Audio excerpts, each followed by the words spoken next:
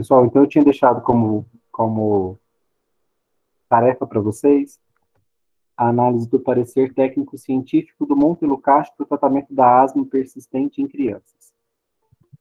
Então, a asma é uma doença inflamatória que acontece em crianças e no SUS ela é tratada com beta-2 agonistas, beta-adrenérgicos agonistas para broncodilatar e com anti-inflamatório esteroidal para tratar a inflamação nos pulmões. Esse parecer, ele traz uma intervenção, ou seja, uma nova tecnologia para o tratamento da asma, que é o Montelukast. E o questionamento aqui é, Montelukast é melhor para o tratamento da asma do que o tratamento convencional do SUS? Eu tinha pedido para vocês fazerem uma leitura que o Gabriel fez aí e entendeu o que estava sendo proposto. Então, como eu mostrei para vocês, logo de cara no PTC, depois dos autores, da ficha catalográfica, tem um resumo executivo. Ele está te dizendo aqui no resumo quem é a nova tecnologia que está sendo testada. A nova tecnologia era Montelukast de sódio. E qual que é a indicação? Tratamento dos sintomas da asma, agindo de forma profilática nas crises e prevenindo sintomas diurnos e noturnos. Ou seja, prevenindo as crises de dispneia, né, de falta de ar, sibilos. Caracterização da tecnologia. Nessa etapa, ele diz o que é o Montelukast. Né? O Montelukast de sódio ele é um antileucotrieno, com registro de 6 empresas na Anvisa, ou seja, existem opções, né, no mercado brasileiro. Ele é utilizado por via oral apenas uma vez ao dia e não tem interações com outros fármacos e alimentos. Então, olha, o Montelukast traz algumas vantagens. Uma tomada por dia, que é ótimo, né, para adesão à terapêutica, não tem interação com outros fármacos e traz uma tecnologia nova. Ele é um anti-inflamatório muito exótico, né? Ele é um antagonista de leucotrienos, que são os principais causadores da broncoconstrição no asmático, são os grandes causadores da falta de ar. E o questionamento deste estudo, né, inclusive, deixa eu ver aqui, uma falha grave aqui do resumo executivo é que tinha que trazer o questionamento. Né? O questionamento é, Montelukast é mais eficaz e seguro que os anti-inflamatórios esteroidais no tratamento da asma em crianças, asma persistente em crianças? Faltou ele ter a pergunta aqui, é obrigatório, e não colocou. Aí ele, na verdade, ele botou a pergunta aqui, ó, dentro de busca e seleção de estudos, incorreto, devia vir aqui, ó, o item pergunta. Qual é a pergunta que o parecer técnico-científico pretende responder? A pergunta é, ó, de acordo com o acrônimo PICO, qual é a população de interesse? Crianças de 0 a 12 anos com asma persistente. Qual é a nova tecnologia que está sendo avaliada? O Montelukast de sódio, o antagonista de leucotrienos. Quem é o comparador? É o corticoide inalatório. Quem é o beta-agonista de longa duração? Que é o comparador é o corticoide inalatório e o beta-agonista de longa duração e placebo. Ou seja, está comparando se Montelukast é melhor que placebo, é melhor que o corticoide ou é melhor que o beta-2 agonista, que são os medicamentos usados hoje nas bombinhas dos asmáticos, né? Tem corticoide, tem budesonida, beclometasona, fluticasona e tem beta-2 agonista de longa duração, formoterol, salmeterol. A busca por revisões sistemáticas, ele tá aqui, ele vai te dizer, essa é a pergunta dele, né? Montelukast é melhor que esses medicamentos aqui, que são a tecnologia antiga usada no SUS, para controlar a asma em crianças? É ou não é? Bom, como é que ele fez para descobrir isso? Para chegar nessa resposta, o que ele fez foi buscar na literatura revisões sistemáticas, onde ele buscou no PubMed, no Lilacs, na livraria Cochrane, no Embase, no Centro para Revisões e Disseminação, na Agência para Drogas do Canadá, na Anvisa canadense, e a Anvisa canadense chama Agência para Drogas e Tecnologias em Saúde do Canadá, sendo incluídos apenas os estudos publicados em português, inglês e espanhol. O processo de busca, assim como a seleção e análise dos estudos, foi realizado em pares de profissionais, ou seja, uma dupla fez esse processo de busca de estudos, e as revisões foram avaliadas quanto à qualidade metodológica por meio do instrumento Amistar. É uma forma de você avaliar os estudos.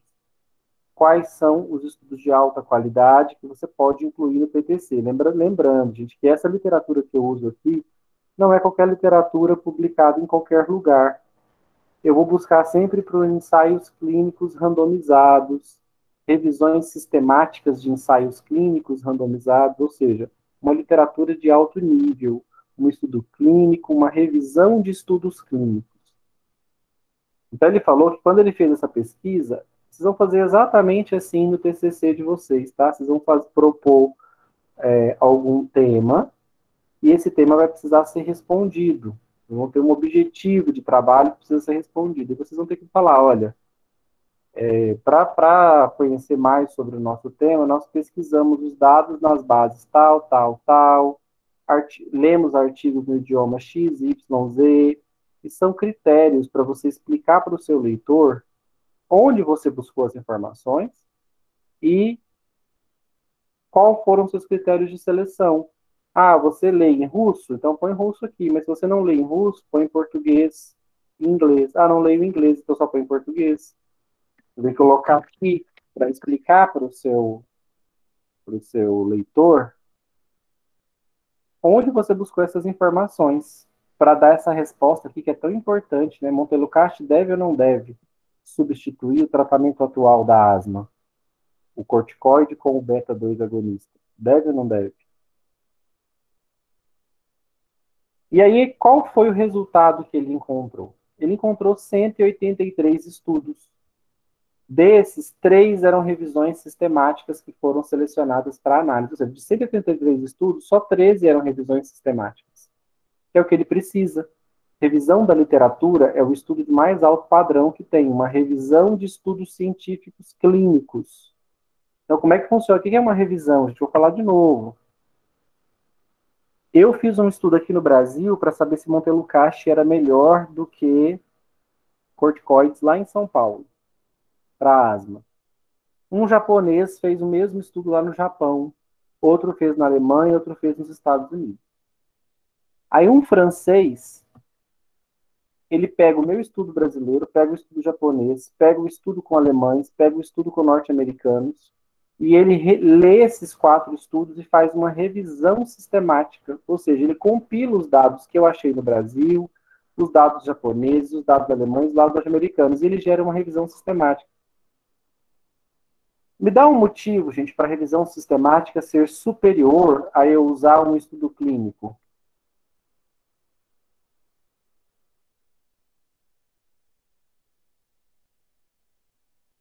Quando eu não consigo fazer aquela pesquisa de campo, né, com os pacientes?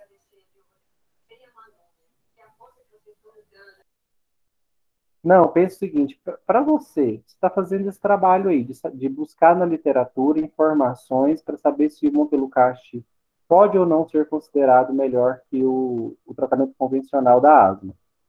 Nesse caso, o que seria mais fácil para você, gente? Como pessoa que está buscando na literatura evidência clínica, científica.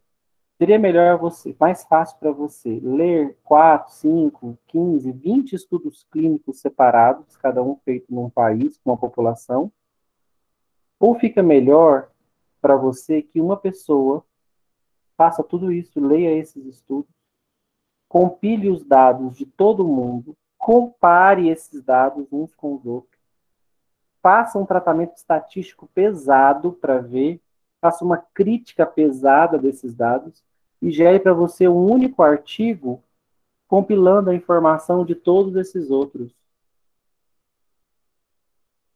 Você tem que entender que, para mim, estou buscando essa informação na literatura, o que é mais prático, o que é mais confiável, o que é mais útil, uma revisão sistemática de vários estudos clínicos, ou ter todos os estudos clínicos à mão para eu mesmo ter que fazer essa revisão?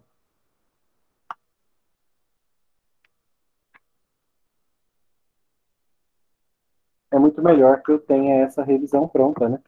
muito melhor que eu tenha essa revisão pronta. Então, a revisão da literatura, ela é o meu principal alvo aqui, as revisões sistemáticas, ou seja, buscou-se vários estudos clínicos sobre o tema, fez-se uma comparação entre eles, escreveu-se sobre as vantagens e desvantagens de cada um, comparou-se os resultados deles e me entregou esse dado mastigado.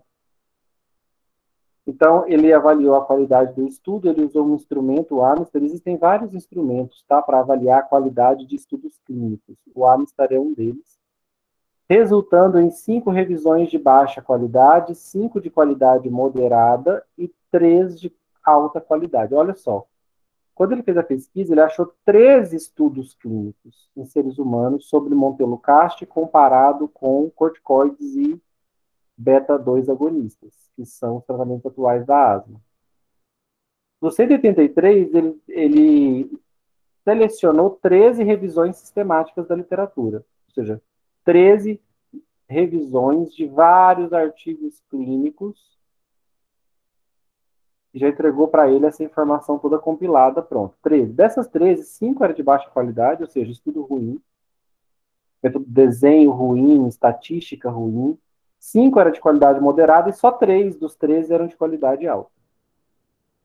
Aí ele conclui que observou-se grande variabilidade nos ensaios clínicos randomizados entre essas revisões sistemáticas. A maioria dos estudos foi realizada em adultos. E ele, qual era a população-alvo dele, gente? Adulto ou criança?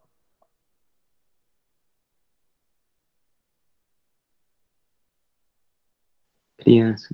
Crianças, né? Então, há pouquíssimo estudo realizado em crianças, em particular aquelas menores de 5 anos. Ou seja, faltou dado para ele, né? Ele já achou pouco estudo. 13. Dos poucos que ele achou de alto nível, ele acabou revisando e percebeu que 5 era de baixa qualidade, 5 era de qualidade moderada. Ele achou só 13 revisões. Das 13 revisões, 5 era de baixa qualidade, 5 moderadas e só 3 de alta. E a maioria feita em adultos. E ele queria saber se a troca podia acontecer em crianças. Óbvio que faltou resultado, né? Os resultados mostraram superioridade dos corticoides inalatórios no tratamento da asma, ou seja, em adultos, né? Ademais, não se mostrou vantagem na adição de montelukast aos corticoides inalatórios. De forma geral, as revisões concluíram que o montelukast poderia ser indicado para crianças que não possam usar os corticoides. Na verdade, a gente faltou dado para ele, né? Não tinha muitos estudos em crianças. Dos que tinham, a maioria era em adultos, e só 3 de alta qualidade. O que deu para ele perceber é que, com base na literatura, tem evidência sólida na literatura que a nova tecnologia montelukast pode substituir a tecnologia antiga corticoides? Sim ou não?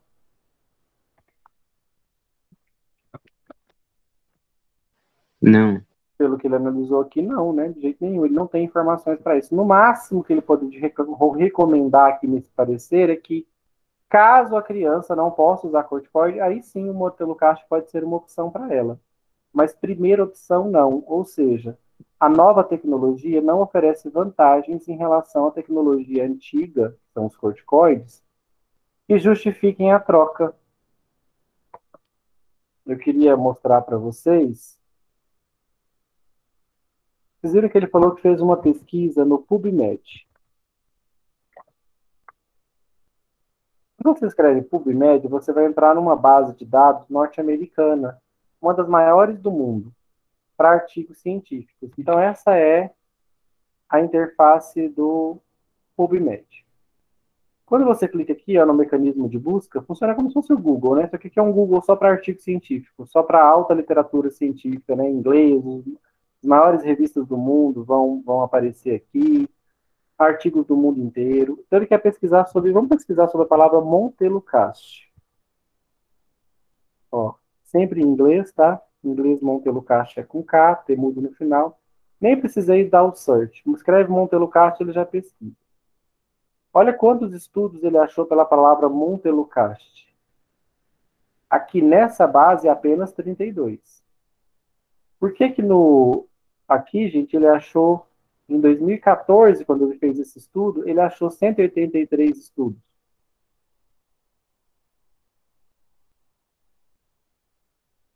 Ele pesquisou só na PubMed, igual eu estou fazendo? Ah, só um pouquinho, deixa eu tirar aqui. O meu está ficando marcado. Ignora, ignora. Coisa que eu ainda vou ensinar para vocês. Ó, Montelucast, search. A pesquisa bruta vai me retornar 615 artigos. E ela vai dar por ordem de publicação, ó. Em janeiro de 2021 saiu um artigo.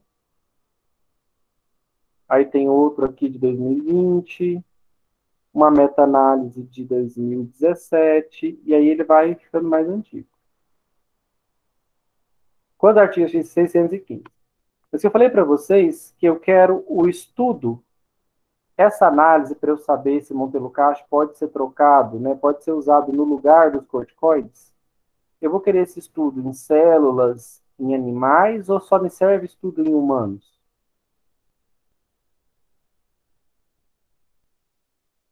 Em humanos. Só em humanos.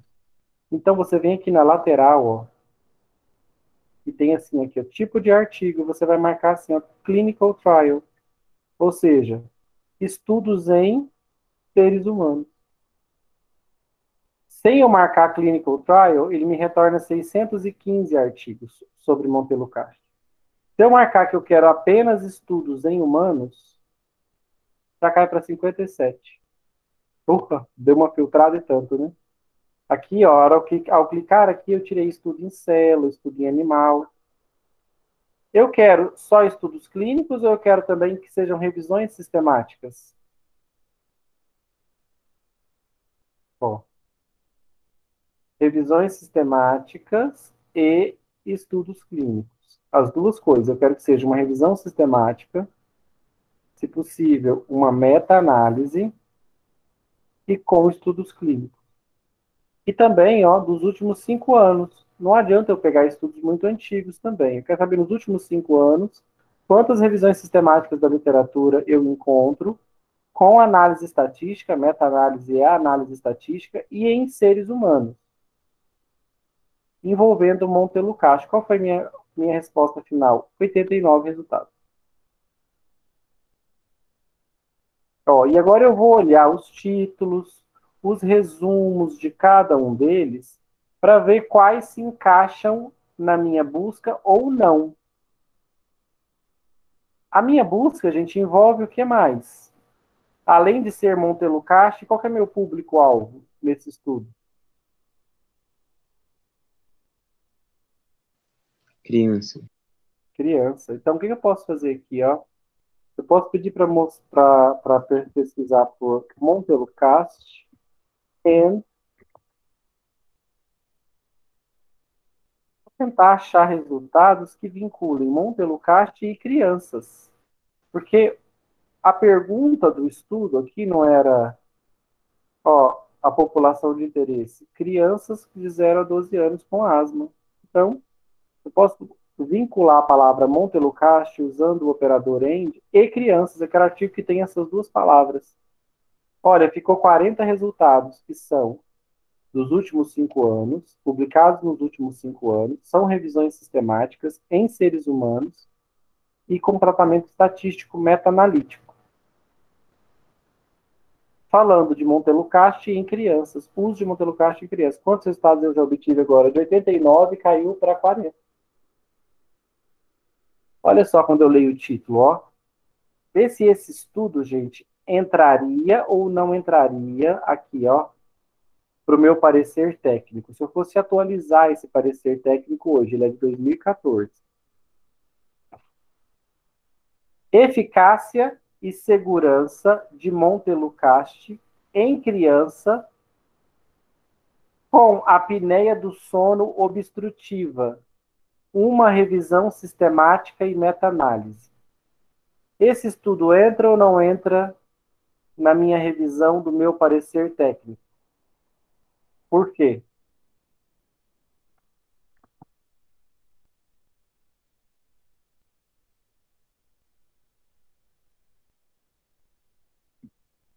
Entra ou não entra, gente? Eu acho que não entra. Por que não? que ele não faz nenhuma comparação com o corticoide. E eu acho também que o foco seria a asma. Perfeito, Gabriel. Eu quero artigos que até podem falar só do Montelukast em criança, ou o meu objetivo é que fale do Montelukast em criança com asma, não com apneia do sono, não é isso que eu quero saber. Quero saber o efeito de Montelukast em criança com asma e, se possível, comparado com corticoide, que é o tratamento atual. Então, se eu desço um pouquinho mais aqui, eu já começo a ir atrás do meu artigo, ó. Tratamento de controle inicial com Montelukast em criança em idade pré-escolar com asma. Opa, esse aqui já posso ler? Selecionar para eu ler? Porque ele é um estudo clínico randomizado controlado, ou seja, é um estudo em seres humanos. Está olhando o Montelukast em criança com asma. Opa, aqui eu já posso marcar um xizinho. É um artigo que me interessa.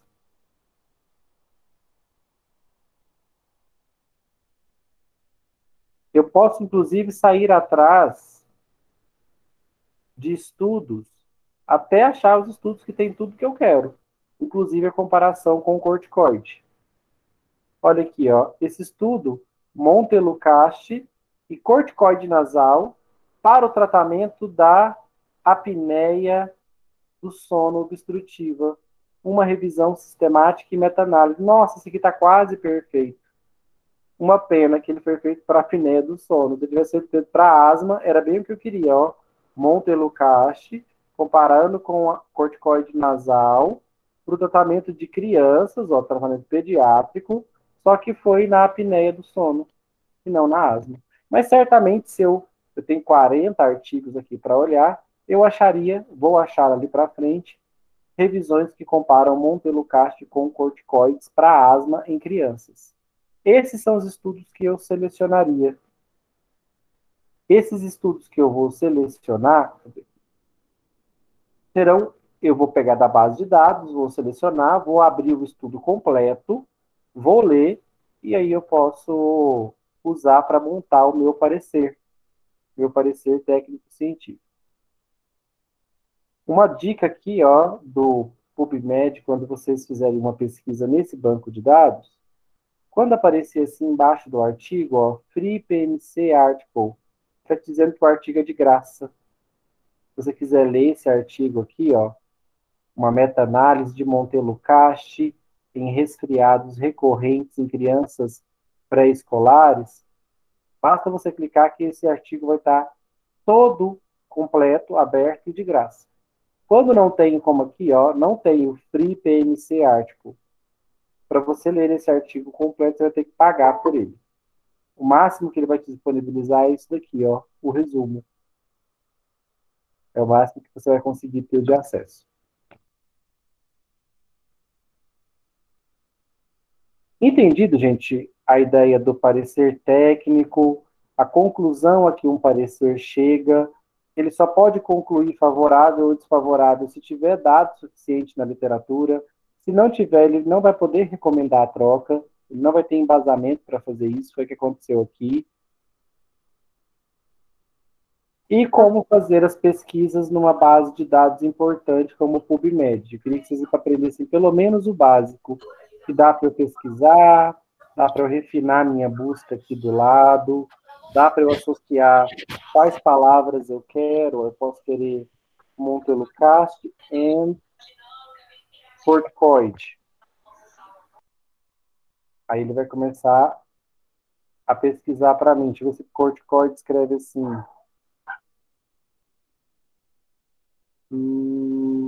Não, em inglês eles escrevem corticosteroide. Pronto, ele achou 35 estudos, olha só. Olha aqui, Gabriel. Eficácia, segurança e custo-efetividade. Comparação. A comparação de eficácia, segurança e custo-efetividade de Montelukast, levocetirizina e Montelukast fexofenadina em paciente com rinite alérgica. Um estudo randomizado, duplo cego e clínico. Então, ó, comparou esses medicamentos para alergia, para resfriado, para alergia. Tá vendo? Então, tem informação para várias doenças aqui, ó, para apneia. Aqui para asma, ó, esse é aquele que a gente leria, que eu mostrei há pouco. Então, é isso que eu queria mostrar para vocês. Espero que vocês tenham pelo menos tido uma noção. Vocês vão usar isso lá no TCC. Quando propuserem um tema, vocês vão ter que vir aqui ao PubMed, botar palavras-chave, que se chamam palavras-chave, para fazer uma busca e achar artigos que te interessam. Como é que você filtra esses artigos? Pode filtrar aqui por estudos só em humanos, revisões sistemáticas da literatura, meta-análises, pode pôr o tempo que você quer, do último ano, dos últimos 5 anos. Ó, se eu colocar do último ano aqui, eu restringo muito a minha busca, só aparecem 4 artigos que foram publicados sobre montelukast e corticoide no último ano. Só tem 4 estudos. Então, queria mostrar para vocês como é que funciona essa ferramenta, onde essas farmacêuticas aqui, ó, que fizeram o resumo executivo do montelukast, como é que elas conseguiram chegar nesse tipo de estudo e fazer esse tipo de parecer. Professor, Oi. só uma dúvida. Vamos supor que eu tenho o meu hospital, sabe? E aí o senhor trabalha em outro.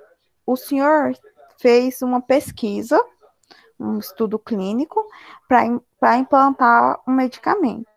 Eu quero fazer do mesmo jeito no meu hospital. Eu posso utilizar o seu estudo clínico ou eu preciso fazer o meu, podendo usar o seu, assim, como base, igual com a pesquisa que o senhor explicou?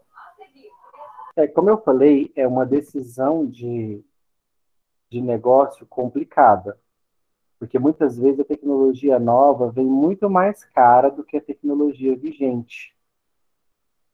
E aí vai ter um impacto de custo muito grande no hospital. O que é usual?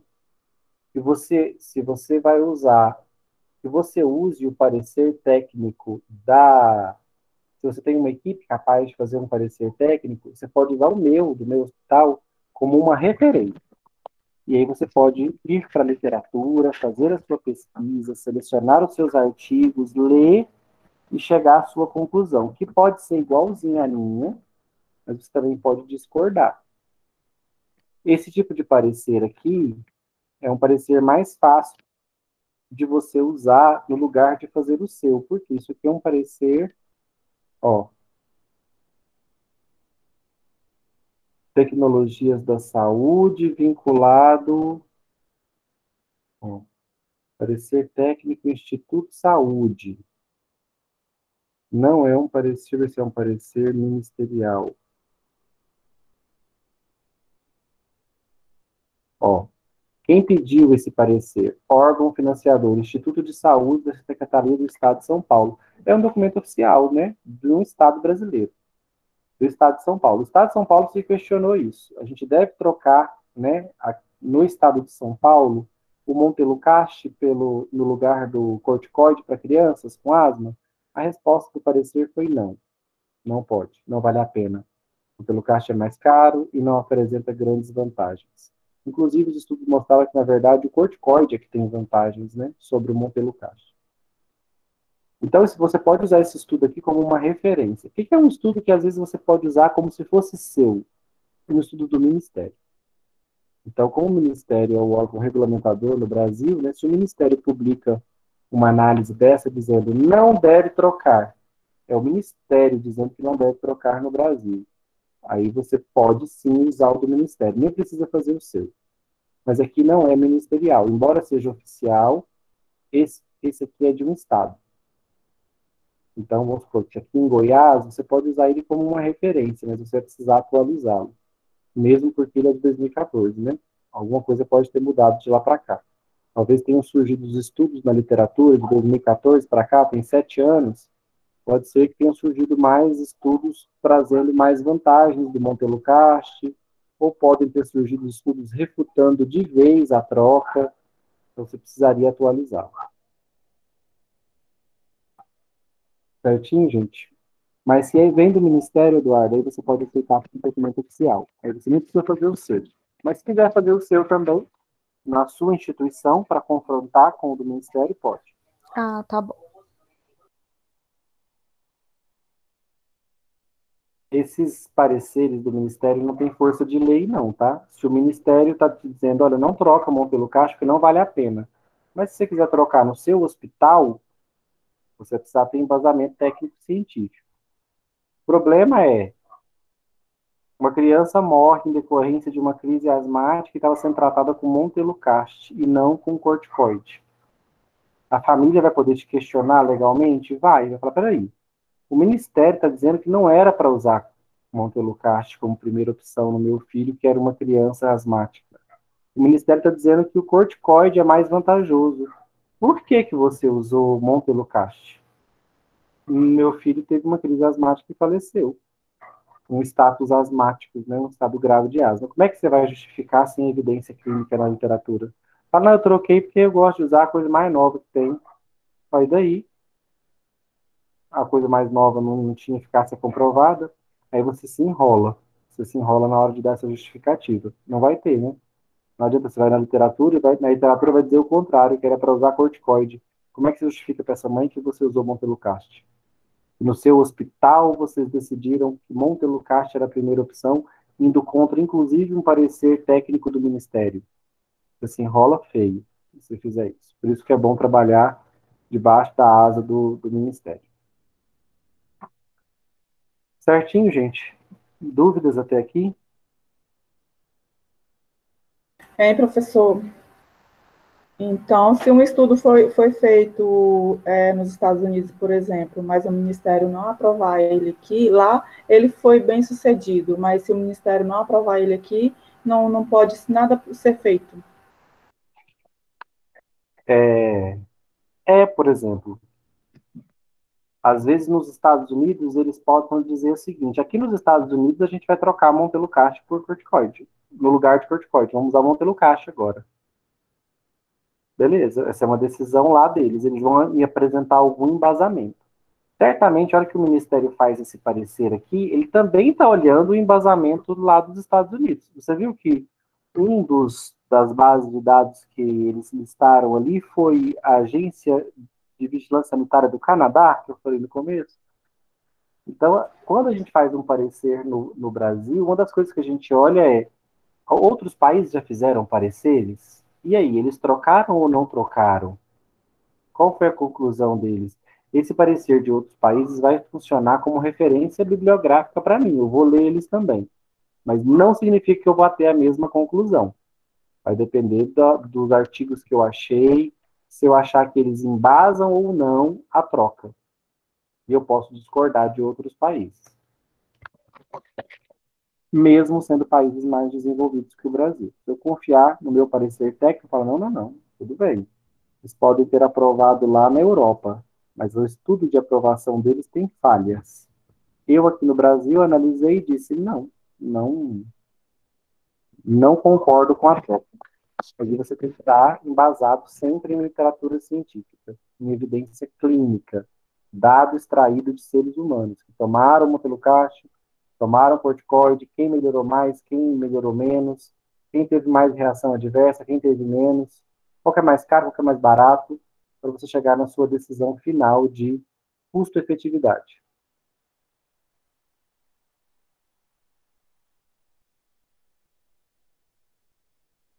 Gente, para a gente dar, se tiverem dúvidas, podem perguntar, tá?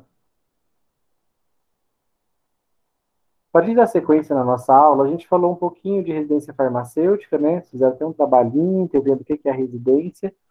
E falamos de pesquisa clínica, vamos falar mais de pesquisa clínica na nossa próxima aula. Hoje eu vou falar para vocês sobre o farmacêutico professor e o farmacêutico farmacovigilante. E também de algumas comissões dentro do hospital que o farmacêutico faz parte. Vamos começar com o farmacêutico farmacovigilante. Antes de começar a discutir farmacovigilância, eu queria que vocês me dessem a diferença entre esses três conceitos. Efeito adverso, efeito tóxico, evento adverso.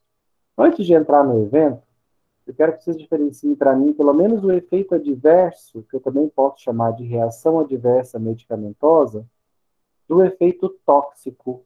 Qual a diferença vocês enxergam entre adverso e tóxico?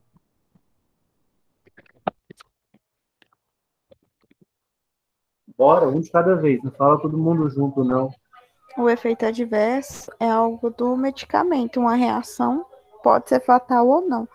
Eu acho que a toxicidade ela é mais fatal, né? E precisa ali de um antídoto para poder reverter. Não sei. Eu acho. É que nem quando você toma veneno, toma leite.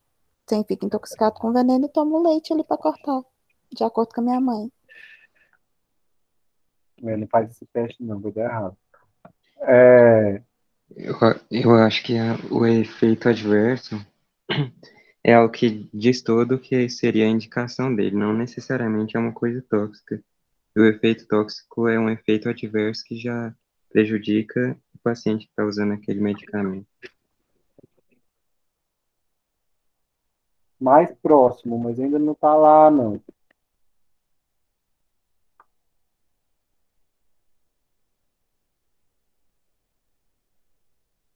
Gente, ó, farmacêutico não pode ter dúvidas sobre esses três conceitos. Algumas coisas são muito constrangedoras, né?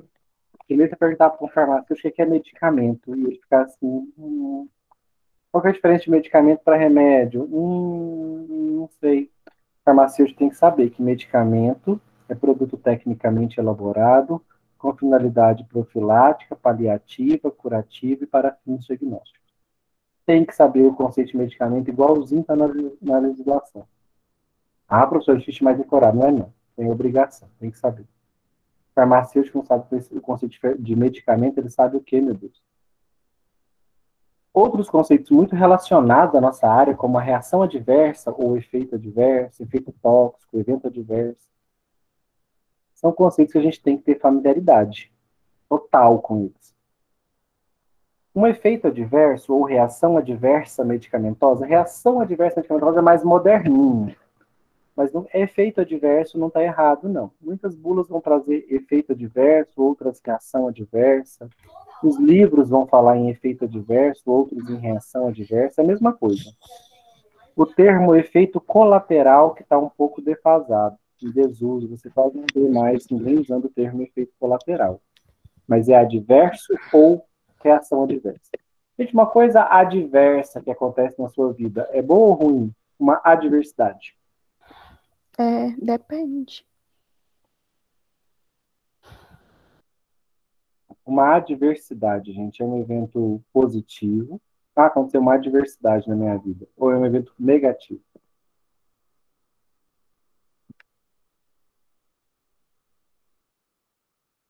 Ah, professor, eu acho que depende. Alguém pesquisa no Google para mim o que significa adversidade? No celular.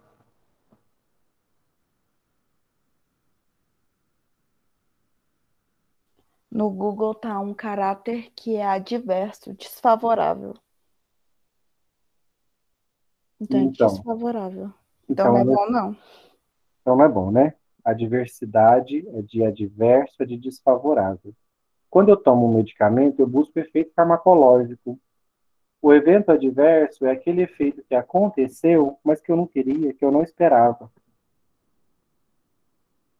Ele não é esperado, desejado quando eu tomo medicamento. Então, quando eu tomo um antialérgico, para tratar uma alergia, eu quero que ele faça parar de coçar, parar de inchar, no foco alérgico, no ponto alérgico. Eu não quero que ele me provoque sono.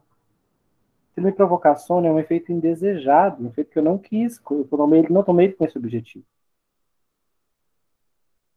Se eu tomo uma anestesia, me aplica uma anestesia na gengiva para fazer um procedimento no dentista, e eu sinto uma forte taquicardia, essa taquicardia não é desejada, não queria ter taquicardia, eu queria não sentir dor durante o procedimento cirúrgico. Não queria de forma nenhuma taquicardia. Taquicardia foi um evento inesperado, adverso, indesejado. Eventos adversos, reações adversas, podem ter diferentes gravidades. Pode ser um evento adverso leve, passageiro, pode ser uma náusea que logo passa, uma tontura que logo passa, pode ser uma coisa bem mais grave, pode ser uma convulsão, pode ser morte. Eita, como assim? Reação adversa pode ser morte? É a mais grave das reações adversas. Morte.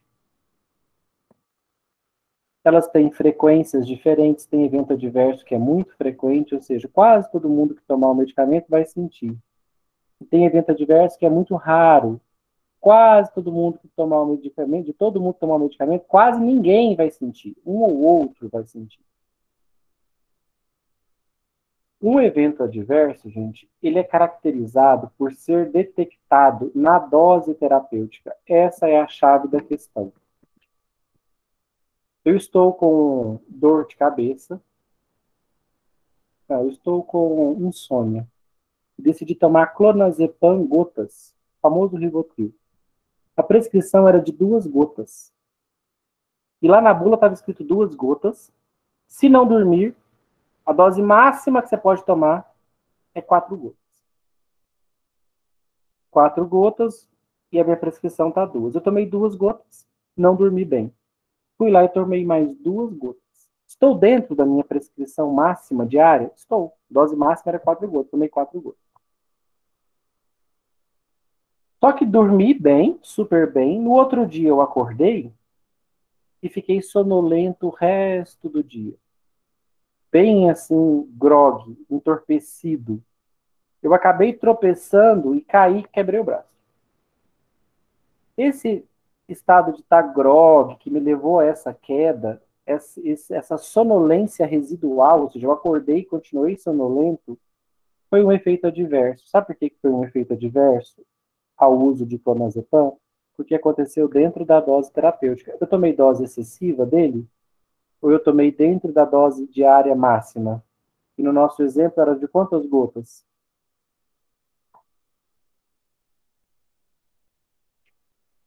A dosagem máxima. 4 gotas. 4 gotas. Quantas eu tomei?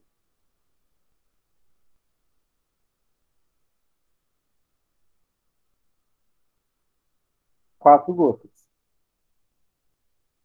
Eu excedi dosagem, gente, eu tomei dentro da dose limite. Dentro da dose limite. Para quê? Qual era o meu objetivo farmacológico? Dormir. Mas eu queria ter acordado e ficado ótimo depois de ter dormido bem. Não, eu acordei e continuei bastante sonolento, raciocínio lento, desatento, pouco reativo, tanto que eu acabei tropeçando, caí e quebrei um braço. Essa sonolência residual foi reação adversa. Agora vocês vão entender o que é um efeito tóxico. Um outro paciente na mesma situação recebeu a prescrição para insônia de 2 gotinhas de Rivotril. E o médico falou, caso não durma, no máximo mais 2, tá? 4. Dose máxima recomendada, diária. Ele foi lá, botou 2, deitou, não dormiu, deu 1 da manhã, mais 2, deitou, não dormiu, já bastante irritado, 3 da manhã, ele esguinchou Rivotril e bebeu. Bebeu mais aí, sei lá quantas gotas, um monte, mas muito acima de 4. Porque ele esguinchou, não deu nem para contar. Estava irritado, foi tomado já 2, depois 4, não resolveu nada, ele mais 3 não funciona não, mandou ver. Durante a noite, ele teve uma noite de sono fantástica depois disso, né? E aí ele teve um estado de coma medicamentoso durante a noite. Profunda depressão do sistema nervoso, uma parada cardiorrespiratória e morreu. Nesses casos, gente, eu vou chamar de efeito adverso ou de efeito tóxico? Vai ser um efeito tóxico, porque foi fora da dose É terapêutica. tóxico quando é acima da dose terapêutica. Então, cuidado, tá? Tem muita gente que usa o termo toxicidade de forma incorreta. Se o evento indesejado, ambos são indesejados, tá? Não quero nem ter efeito adverso, nem tóxico. Professor, Oi. Toda medicação deve ser tomada com a quantidade inicial, assim, com a dose mais baixa, ou você já pode ir com a dose alta, já entrar com a dose alta? É possível fazer doses de ataque em diversas situações, vai depender da patologia do paciente, mas é possível fazer doses de ataque. E aí você faz o contrário, você começa com uma dose de ataque e depois, na fase de manutenção, uma dosagem mais baixa. Dependendo da medicação e com devidos cuidados de segurança com o paciente, dependendo da patologia, você pode fazer o contrário. Começar com uma dosagem mais baixa e aí vai verificando a resposta do paciente e com o tempo vai aumentando. Os dois cenários são possíveis. Depende da patologia do paciente, da gravidade da doença, você pode começar com dose de ataque, sim. Mas Professor, as doses têm que estar sempre dentro da dose terapêutica. Se o efeito... Aqui, ó, esse cara que esguinchou o Rivotril, ele poderia ter dormido normalmente, acordado no outro dia, tido sonolência residual, ficou lento, raciocínio devagar, reflexos lentos, caiu, quebrou o braço, igualzinho de cima. Essa sonolência residual aqui em cima, quando ele tomou 4 gotinhas, é reação adversa, efeito adverso. Essa mesma sonolência residual, essa mesma queda, quebrar o braço, é efeito tóxico se ele esguinchou, tomou 4 gotinhas e depois esguinchou, porque aconteceu num quadro de superdosagem. Superdosagem é igual a toxicidade. Dosagem terapêutica é igual a reação adversa. Se o efeito que eu percebo é dentro da minha dose terapêutica, efeito adverso. Se o efeito que eu percebo é acima da minha dose terapêutica, ou seja, é uma superdosagem, esses efeitos são tóxicos. Quem ia perguntar? eu, é, eu lembro daquela aula de farmacologia onde você falava de uns medicamentos, eu não vou lembrar a classe, que dava rabdomiglose. Você sabe o nome? Rabdomiólise. Isso. Lá, os pacientes vão fazer o uso dos medicamentos de uma forma de acordo com a posologia correta. Mas o medicamento, ele tem esse efeito tóxico, né? Essa toxicidade. Isso pode ser considerado toxicidade pelo fato de fazer uso muito tempo do medicamento. Por que que eu considero isso aí uma toxicidade e não um evento adverso? O que vai definir, gente, o efeito adverso do tóxico? Tempo de tratamento ou dosagem? Pelo que eu acabei de explicar, o que separa o adverso do tóxico? A dosagem. A dosagem. Então, se eu usar uma dosagem elevada, eu vou ver efeito tóxico. Se eu uma dosagem elevada, acima da terapêutica.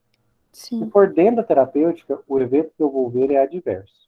É uma Então, o reação. evento adverso não é um efeito tóxico ou rabdomiólise, é um efeito adverso. É um efeito adverso. Ah, A tá questão é bom. que a rabdomiólise é rara.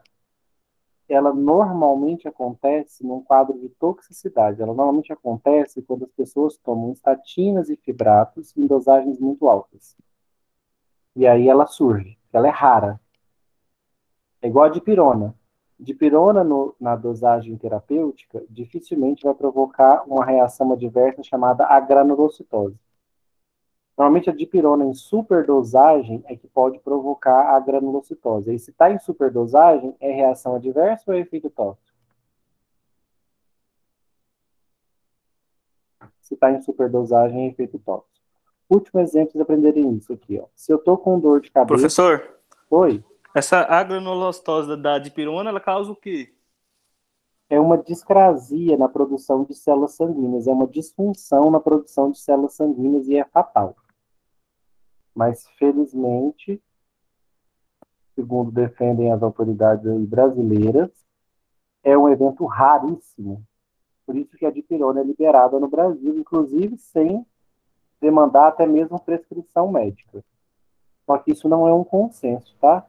Nos Estados Unidos, eles não consideram assim, não. Tanto que lá a dipirona é uma substância proibida.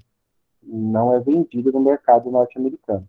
Eles discordam da Anvisa, eles não acham que a granulocitose, esse distúrbio na produção de células sanguíneas fatal, eles não acham que vale a pena o risco de ter a dipirona liberada no mercado, não. Eles, por conta disso, nunca permitiram a venda dela por lá. Então, lá, se você quiser um analgésico para dor leve a moderada, você vai precisar ir de paracetamol. Dipirona não tem. Um exemplo, né? Vocês falaram um pouco aí sobre discordâncias. Órgãos regulamentares de países distintos podem discordar. Dipirona é um exemplo de discordância entre a nossa vigilância sanitária e a dos Estados Unidos. O que sempre deixa a gente um pouco receoso, né? Porque a vigilância sanitária dos Estados Unidos está muito à frente da nossa. Entendido? Então, assim, se eu estou com uma dor de cabeça e tomo um analgésico na dose terapêutica, e sinto forte enjoo, reação adversa ou efeito tóxico? Reação adversa. Reação adversa. Se eu tomo esse mesmo medicamento para dor de cabeça, não funciona, mas podia tomar um só por dia, mas eu não estou aguentando de dor de cabeça, tomo 2, não funciona, já dobrei a dose, acima do que podia. Aí tomo 3 agora, minha cabeça não melhora. Quando eu tomar o quarto, passa um pouquinho, eu tenho uma convulsão. Essa convulsão foi reação adversa ou efeito tóxico? Efeito tóxico. Efeito tóxico. Gente, quando eu tomo, a gente fala que é um evento indesejado, não previsto. É até difícil de falar em reação adversa, tudo bem, de falar não previsto, às vezes você não prevê mesmo que você vai ter alguma reação adversa. Agora, efeito tóxico, gente, é difícil chamar ele de imprevisível, né? Se tomou uma superdosagem do medicamento acima da dose diária máxima recomendada, como é que você fala que o efeito tóxico é imprevisível? Ele é bem previsível, né? Que ele vai acontecer. Você não sabe qual. Se vai ser uma convulsão, coma, morte, parada cardiorrespiratória, alguma coisa vai ser. O que vai ser, você não sabe. Porque tem um efeito tóxico, vai. Professor, E um evento adverso, gente. Alguém tem uma noção desse conceito? Oi, Gabriel. no caso, esses termos, eles dependem um pouco do contexto, por exemplo, se eu tô com insônia e eu tomo um antialérgico para dormir, para dar sono. Aí esse sono, ele continua sendo uma reação adversa? Olha, eu ensino os meus alunos a não ficarem presos ao conceito de uma forma muito amarrada. Por exemplo, qual é a indicação terapêutica do antialérgico? Alergia. Mas eu tomei, ele provoca sono como reação adversa. E eu tomei para sentir sono, não estava com alergia nenhuma. Então, qual foi a minha finalidade terapêutica quando eu tomei ele? Foi tratar uma alergia que eu não estava tendo ou foi dormir? Dormir. Dormir. Você tomou ele não pela indicação, pela reação adversa. Isso é uso irracional de medicamentos, né? Ele não está indicado para isso. Você usou, em vez de usar ele pela indicação farmacológica, terapêutica, você usou ele para ter a reação adversa que ele provoca. Isso já não é uso racional. Mas nesse caso, você está buscando o que você vai sentir no final das contas, que é o sono, vira efeito farmacológico que você buscava. Né? E se te der sono, te fizer dormir, ele teve eficácia, né? Porque você tomou ele. Então, cuidado. Não, a gente pensa a reação adversa sempre como desfavorável, porque ela é um evento que não é o alvo, normalmente não é o objetivo de você tomar o medicamento, considerando o uso racional. E o uso racional quer dizer usar de acordo com a prescrição. Então, usou fora da prescrição já está irracional. E aí já está errado. Mas é muito comum. Os antialérgicos são um caso clássico de medicamentos mais usados para fora da indicação terapêutica, né? Olha o Dramin. O Dramin também é um antialérgico, mas a indicação principal dele é para náusea. Não tem indicação para dormir.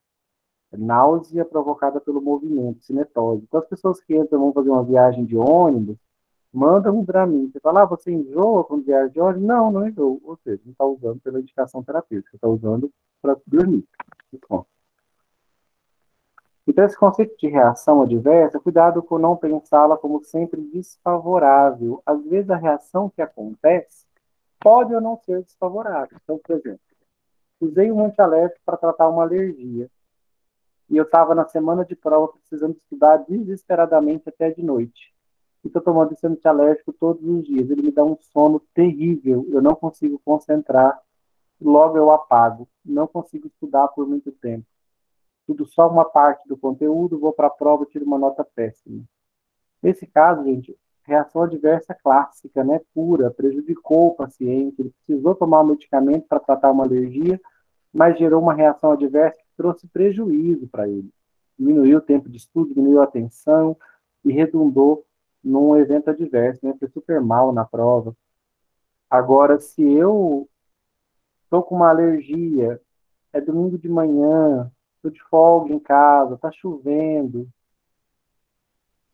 eu vou dormir mal na noite anterior, porque estava com o nariz entupido, eu vou lá, compro o meu antialérgico que provoca sono, tomo, vem aquele sono forte, eu durmo a tarde, domingo toda. Gente, esse sono foi indesejado aí? Não, né? Num domingo chuvoso, tudo tranquilo, esse sono é mais que desejado. Então, nem sempre a reação adversa também pode ser chamada de indesejada. Muitas vezes, como no exemplo que o Gabriel falou, o medicamento é usado de forma irracional pela reação adversa que ele provoca. Né? Então, Professor, o uso off-label é um termo que é aplicável? off-label significa usar o medicamento fora da indicação na bula. Não tem indicação na bula e eu estou usando. Só que o off-label pode ter embasamento científico, pode não ter. Então, por exemplo, quetiapina. Vários estudos no mundo mostram que quetiapina é efetiva para tratar depressão. Só que na bula da quetiapina está que ela é antipsicótica, ela trata esquizofrenia. Só que um médico prescrever quetiapina para depressão não é nenhum absurdo. É off-label? É, porque não está na bula dela, que ela trata depressão. Só que você pode se embasar em vários artigos científicos já presentes na literatura, dizendo que quetiapina é efetiva para depressão. Então, na bula ainda não está. Mas tem evidência clínica de que ela funciona para depressão? Tem. Então, não é um off-label totalmente sem embasamento. Professor, Agora, você usar um medicamento que na bula dele não tem aquela indicação, e a literatura científica também não embasa, ele é off-label e ele é sem base científica. Aí é totalmente errado. Por exemplo, levotiroxina sódica para tratar o hipotireoidismo. A pessoa não é hipotireoideia. Fica estar usando levotiroxina para ver se ela emagrece. Não tem comprovação, não está na bula, então é off-label. E também não tem comprovação científica de que levotiroxina promove emagrecimento. Então, aí nesse caso é um off-label todo errado, porque não tem não está na bula e a literatura também não apoia o uso. Certo? professor, um médico gastro, né? Ele receitou para mim quando eu estava fazendo o tratamento fazer uso da fluoxetina para ansiedade e também do topiramato. A ansiedade, eu acho que, assim, eu tenho ansiedade, mas ele é gastro e eu não entendi o porquê que ele indicou, mas eu creio que seria para eu não ficar com vontade de comer toda hora, ansiosa nesse sentido. E o topiramato era para emagrecer, só que eu fiz umas pesquisas bem superficiais, gente, eu não entendia muita coisa, assim, eu sei que é utilizado, mas eu não entendi como é que ele age, sabe? Achei tão estranho. Aí eu não fiz o tratamento, não. Eu deveria ter feito. Não, como futura farmacêutico, né, vocês devem ter discutido com o médico. Por que discutido? Não no sentido de briga, né? Mas entender sua prescrição. A partir de agora, não dá para vocês receberem prescrições, ficarem caladinhos, não lá, vocês estão de farmácia, e entender. Tá aqui, por que que tá? Fluoxetina para ansiedade, ok, olhei aqui na bula, ela é realmente um medicamento para ansiedade. E o topiramato, o que ele está fazendo aqui? Porque a bula dele está falando que é para enxaqueca e convulsão. Eu não estou buscando tratamento para nada disso. Por que está aqui o topiramato? Aí o médico tem que sentar com você e tem que justificar esse uso, de apresentar um estudo científico que justifique a indicação de topiramato para emagrecimento, e aí se ele conseguir provar isso, te mostrar uma evidência clínica, um estudo clínico randomizado, uma revisão sistemática, mostrando que realmente o topiramato funciona, ou algum documento oficial, né, da FDA, da Anvisa, alguma organização de saúde respeitável, dizendo, olha, funciona para emagrecimento, apesar de não estar em bula, aí ele pode te convencer a ligar. Se ele achar que não, se você achar que não te convenceu, ou não, eu quando uma prescrição não me convence, eu não faço uso dela.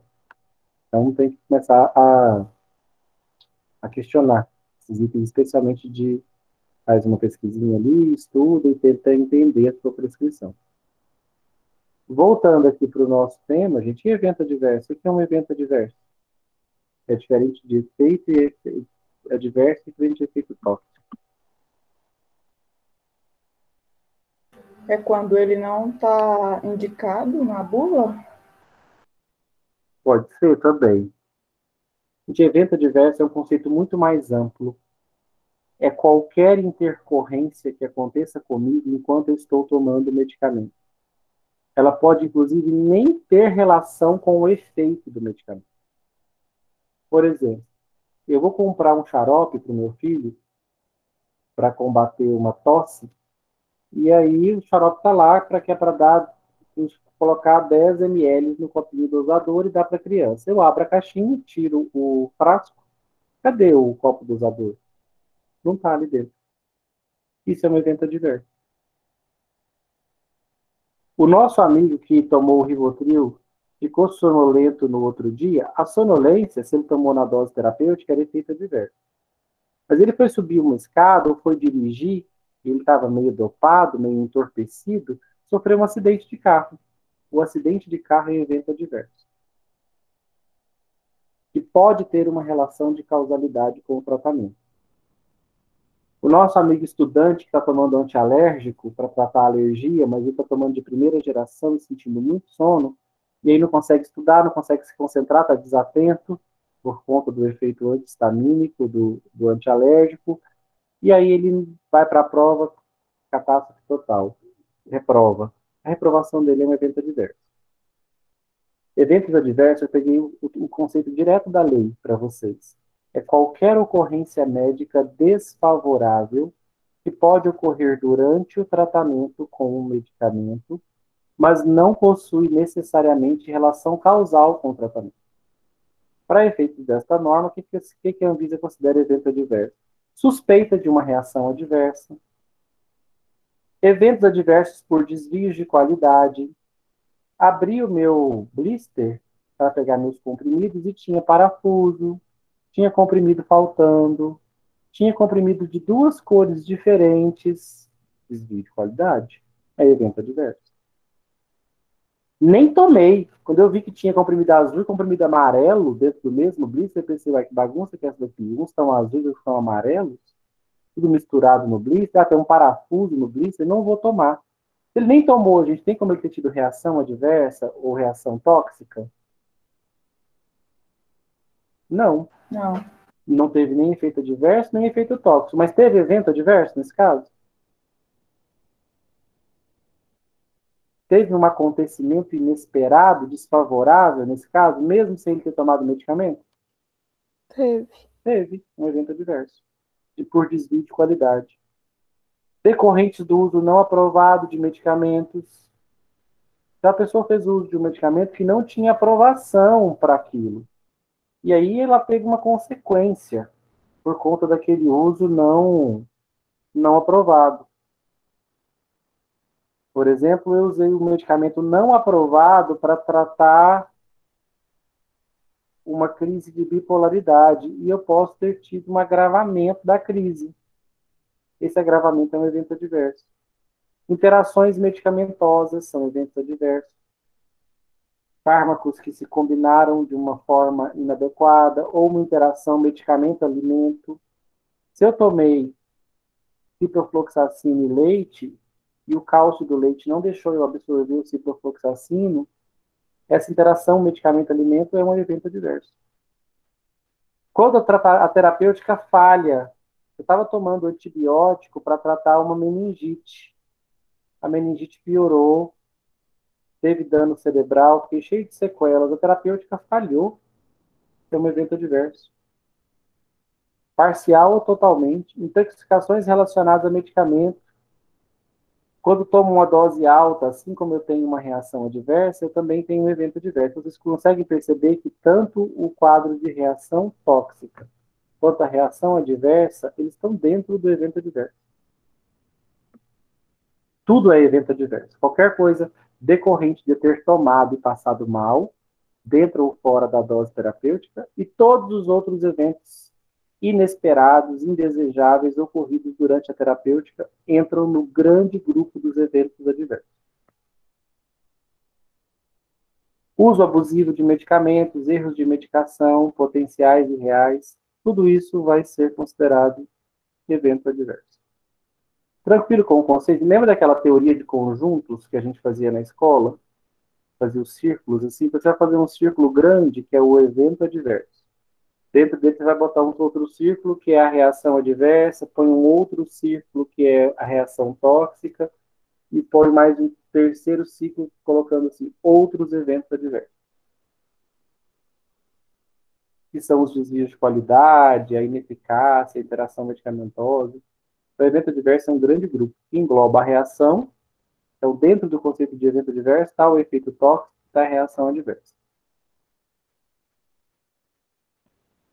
O que a Anvisa fez para tentar monitorar esses acontecimentos? Ela criou um serviço de farmacovigilância, um serviço que é voltado para todos os profissionais de saúde que lidam com o medicamento, com procedimentos cirúrgicos.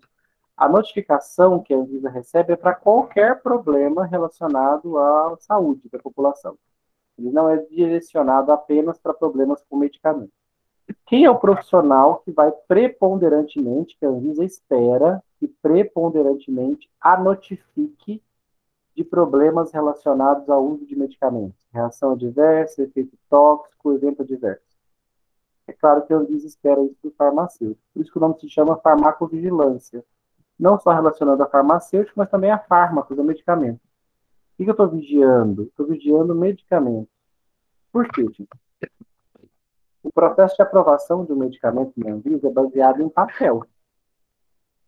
Uma empresa monta um dossiê dizendo que fez o teste XYZ, de acordo com a legislação, e que ela quer poder vender esse medicamento no Brasil, porque ela fez todos os testes que a Anvisa pediu para fazer. Só que o que ela manda para a Anvisa são papéis, laudos e mais laudos de testes que ela diz ter feito. Então a Anvisa confere, verifica se está tudo ok. Se ela concordar que está tudo dentro da norma, ela vai fazer para você assim: ok, vou te conceder o registro. Pode vender esse seu medicamento para a população brasileira. Qual o problema disso, gente?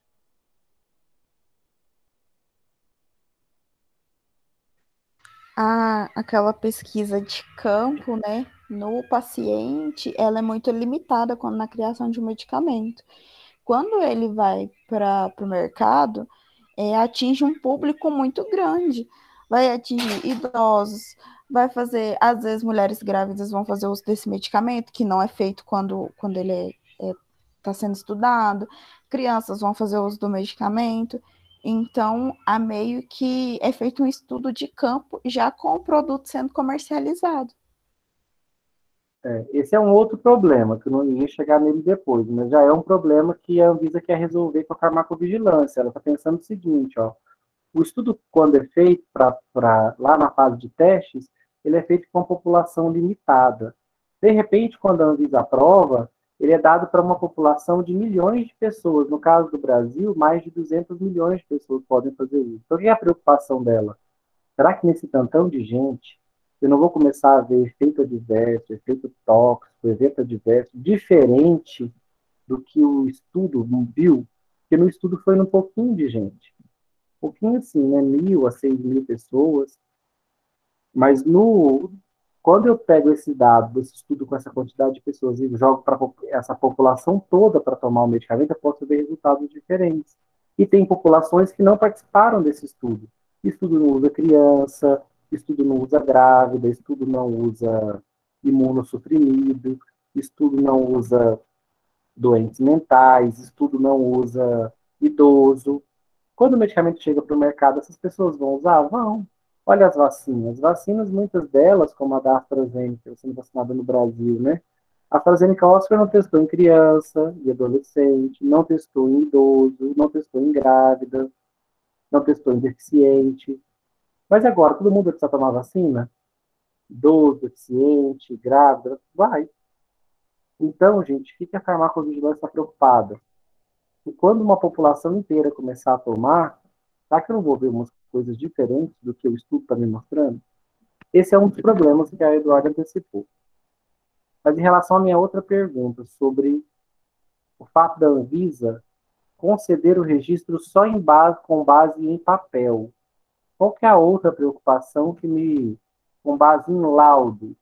Qual que é a outra preocupação que vem à cabeça de vocês? Nenhuma?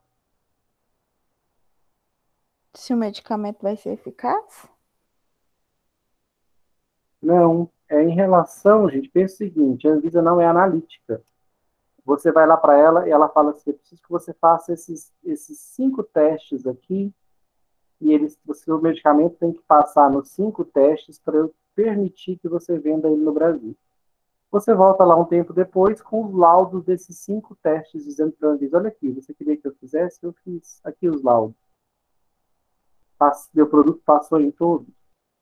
A Anvisa fala, que ótimo, deixa eu analisar. Analisa os laudos. Nossa, passou mesmo. Liberado, concedido o registro, pode vender no Brasil. Gente, qual é o problema disso?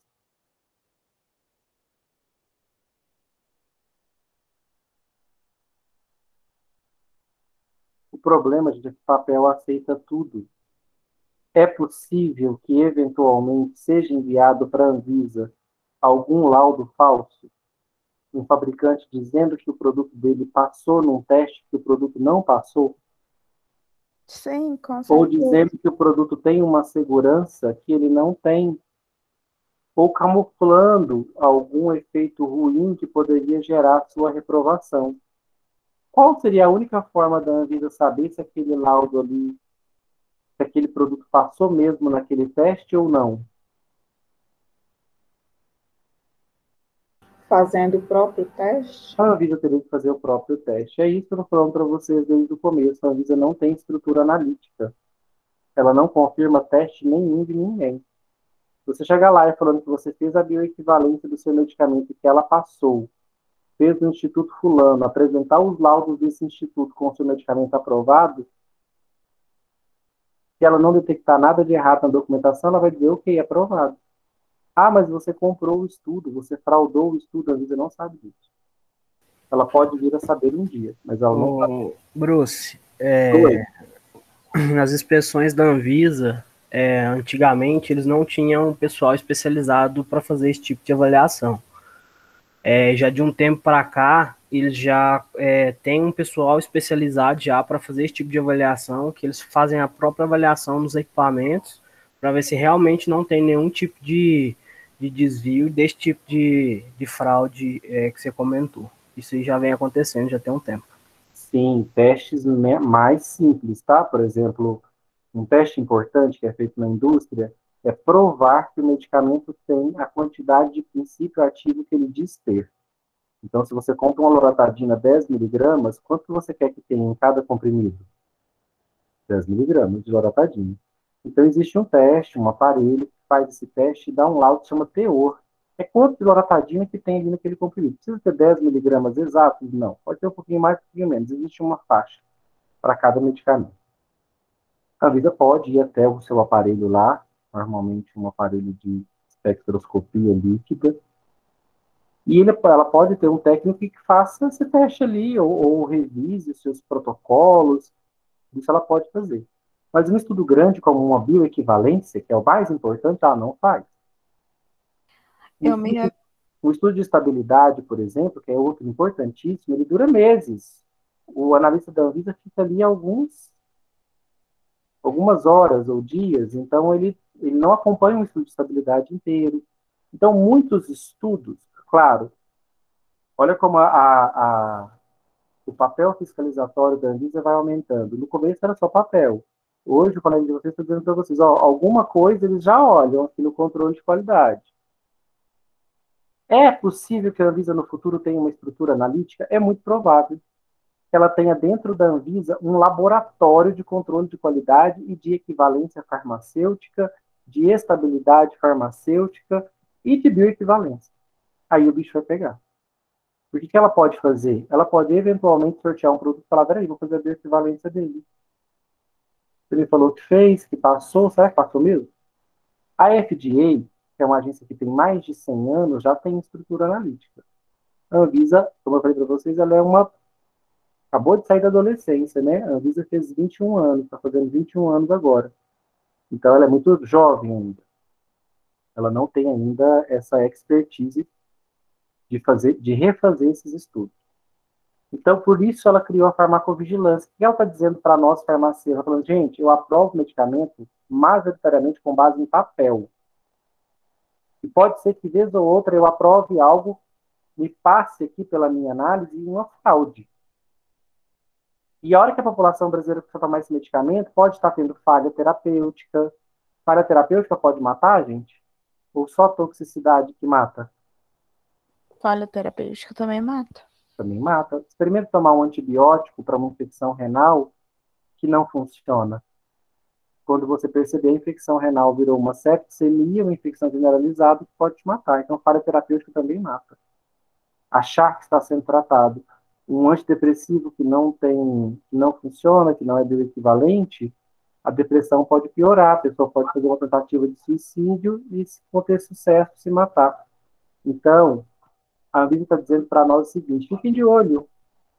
Repararam um desvio de qualidade, um evento adverso, repararam um efeito tóxico muito comum, um efeito adverso acontecendo de forma muito grave ou muito reiterada, ou um efeito adverso que não está previsto na bula, principalmente esse que não está previsto na bula, me avisa.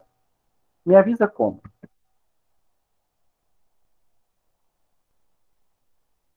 Professor, sobre esses questões de estudo de bioequivalência e tudo mais, eu me recordo de uma vez teve uma reportagem no Fantástico falando sobre alguns laboratórios, sobre os medicamentos genéricos que não estavam fazendo efeito, e a Anvisa fez um estudo, para ver como é falho, né? Um medicamento que está há anos no mercado, só depois de anos eles resolvem fazer um estudo de bioequivalência para saber se o produto é muito assim, deveria ter verificado na hora que concedeu o registro para o laboratório, ou pouco tempo depois que o medicamento começou a ser comercializado.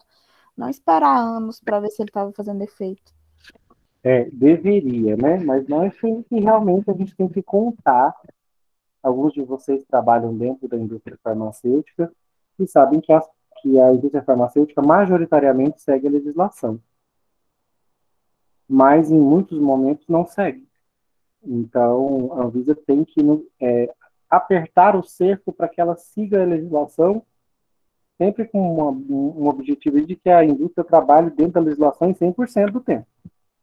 Claro que isso é uma meta utópica, mas é isso que a Anvisa quer para todas as indústrias, trabalhar dentro da legislação, oferecendo o máximo de segurança possível para os pacientes. Mas uma historinha, uma lenda urbana porque nunca foi comprovada. Mas no estudo de bioequivalência de um genérico, eu mando o meu medicamento genérico para o laboratório para ser testado em pessoas, para eu saber se ele é bioequivalente, ou seja, tem a mesma biodisponibilidade comparável com o medicamento de referência. Aí surgiu uma lenda urbana de que muitas indústrias, quando iam tentar fazer um genérico, elas mandavam as caixinhas do medicamento de referência e na caixinha do medicamento dela, ela comprava vários medicamentos de referência, desembalava, e embalava ele como se fosse dela. E mandava para o Professor, teste. Oi. Eu vejo assim, nos receituários que os médicos muito prescrevem, sempre eles colocam assim, colocam o medicamento referência, para usar o medicamento referência, não ser intercambializado. Ele não pode fazer isso. Ele até pode tentar fazer isso, mas nem é correto. A intercambiabilidade é um direito das pessoas, né? Mas muitas pessoas não acreditam no genérico, muito por conta desse tipo de lenda urbana que eu estou contando. Reza a lenda que algumas indústrias podiam fazer isso, por exemplo, pegar o próprio medicamento de referência, pôr na embalagem dela e mandar junto com o medicamento de referência para o laboratório e falar, olha, testa se o meu produto é bioequivalente com referência. Na prática, o laboratório contratado estava testando quem, gente? O referência com referência. Porque dentro da caixinha do produto genérico estava o referência embalado, né? Então, a gente chamava, o povo chamava de bioequivalência Zé com Zé, né? Vendo se a referência era equivalente com referência. Claro que era, né? No final, os resultados davam aprovados. Nossa, professor, eu estava pensando, sabe, de fazer meu TCC sobre farmacovigilância na conscientização do genérico, sabe? Porque eu tenho visto agora principalmente agora na pandemia, as pessoas estão relatando muita ineficácia de medicamento para insônia, de medicamento que induz o sono, falando que ele é ineficaz. O genérico, porque nós estamos comercializando similar e ninguém falou nada dele. Eu faço uso do genérico, igual, só que eu faço uso corretamente. Para mim, o medicamento funciona, que é uma beleza. As pessoas ligam revoltadas, falando que não funciona. Só que agora, com Zé, eu não quero mais defender o genérico, não. Não, é aí que eu estou falando. Eu acredito em fantasma, ou eu acredito em lenda urbana que passava na televisão, não vou acreditar nisso aí? O Zé com Zé, gente, por que eu chamo de lenda urbana? Porque eu acredito que possa ter acontecido, pode, mas acredito que se aconteceu, aconteceu lá no começo do genérico, e aconteceu em empresas assim de pequeno porte, muito pouco profissionais. Por quê? Porque é crime. E não é qualquer crime. Essa lei aqui, a 8072 de 1990, ela dispõe sobre crimes hediondos. Um crime hediondo, ele é inafiançável, não dá para você sair pagando fiança. Você inicia a pena obrigatoriamente em regime fechado, é a cadeia mesmo, e as penas são longas. Ele também é impassível de graça, anistia, ele não é perdoável. E olha aqui um dos crimes hediondos. São poucos os crimes que são hediondos. Estupro de vulnerável, hediondo. Mas olha aqui um deles, ó. Falsificação, corrupção, adulteração ou alteração de produto destinado a fim terapêutico ou medicinal. Medicamento. É crime hediondo, inafiançável, impassível de graça, com pena longa e obrigatoriamente iniciando em regime fechado. Então, não é algo que eu sinceramente acredite. Muito disso foi propagandeado como parte da campanha de denegrir o genérico. Mas é como a Eduardo estava comentando. O genérico similar, nós já discutimos isso inúmeras vezes, é o mesmíssimo produto. As pessoas se ligam queixando-se do genérico, mas não ligam queixando-se do similar. Isso, inclusive, é um excelente tema para TCC. Pegar todos os produtos que a empresa tem, genérico e similar, ou pelo menos os mais vendidos, que tenham as duas versões, genérico e similar, que ambos são cópias, e analisar nos últimos 12 meses, por exemplo, o número de queixas de ineficácia. Quem está recebendo mais queixas, o genérico ou o similar? E cruzar com o número de vendas. Para a gente trair, a conclusão pode ser, será que se a gente perceber no final que o genérico tem muito mais queixa que o similar, sendo eles o mesmo produto, da mesma empresa, aí a gente vai poder concluir que realmente a população tem um pé atrás com o genérico. Se forem iguais, tem que comparar também com a venda, quanto que vendeu, mas é um tema excelente para alguém que, por exemplo, tem acesso a essas informações. Trabalha no setor, né, de saque, como é o caso de alguns de vocês aí, Eduardo, acho que o Gabriel também, né? Sim, não, e fora, vender genérico já não é fácil, né? Tipo assim, a população tem esse preconceito, sendo que eles deveriam agradecer por genérico estar ali. Mas assim, quem tem preconceito com genérico, gente, é classe média, tá? E os médicos não ajudam. O médico, ele denigre muito o genérico, ele fala muito mal. A gente já recebeu receita médica é onde o paciente, vamos supor, um paciente que entende mais ou menos do processo, e o médico colocou na receita informando, não comprar genérico. E durante a consulta o médico falou assim, não compre genérico, não vai fazer efeito. É tudo errado. Sendo Né? que é muito errado. Ah, não, eu fico numa raiva. Não... Tem muitos casos também que o próprio laboratório dá uma porcentagem ali para o médico também, para ele receitar aquela medicação lá. Tem isso também, de propaganda médica, né, para tentar convencê-lo disso. Então, nosso papel é tentar desmistificar isso e defender o genérico. Até prova em contrário, o genérico tem a mesma biodisponibilidade do medicamento de referência e é tão efetivo quanto. Então, até prova em contrário, não temos por que não defender o uso do genérico, ainda mais que ele é mais barato.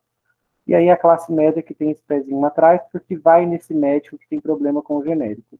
As classes mais baixas nem vão cogitar comprar um medicamento mais caro, ela vai comprar o genérico mesmo feliz da vida.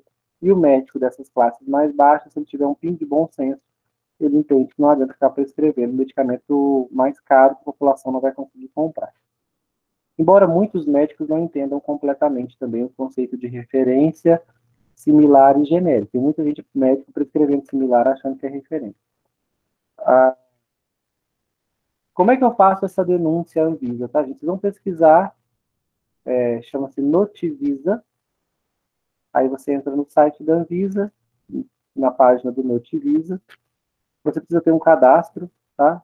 Qualquer um pode fazer notificação à Anvisa. Qualquer um que eu digo pode ser uma instituição, pode ser uma empresa, pode ser um usuário, um paciente, pode ser um profissional liberal, inclusive um profissional da saúde, especialmente um farmacêutico, quando a notificação for de medicamento.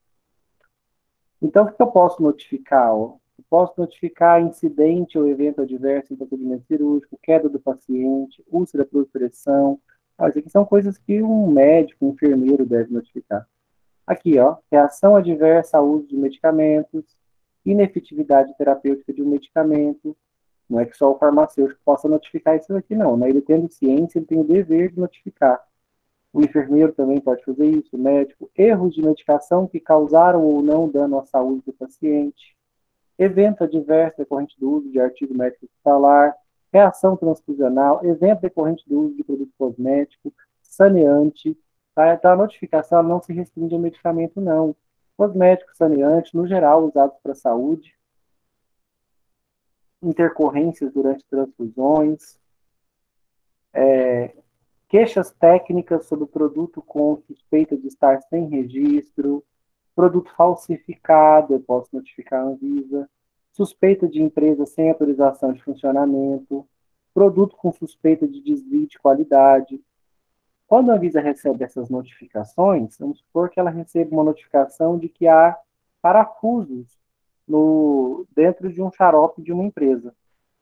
E aí ela recebe uma notificação aqui de Goiás, uma pessoa lá de Santarém, também no Pará, faz uma notificação, uma pessoa de Pelotas, no Rio Grande do Sul, faz outra, que a Anvisa percebe, opa, houve um desvio de qualidade, essa empresa está soltando xaropes com parafusos dentro do frasco.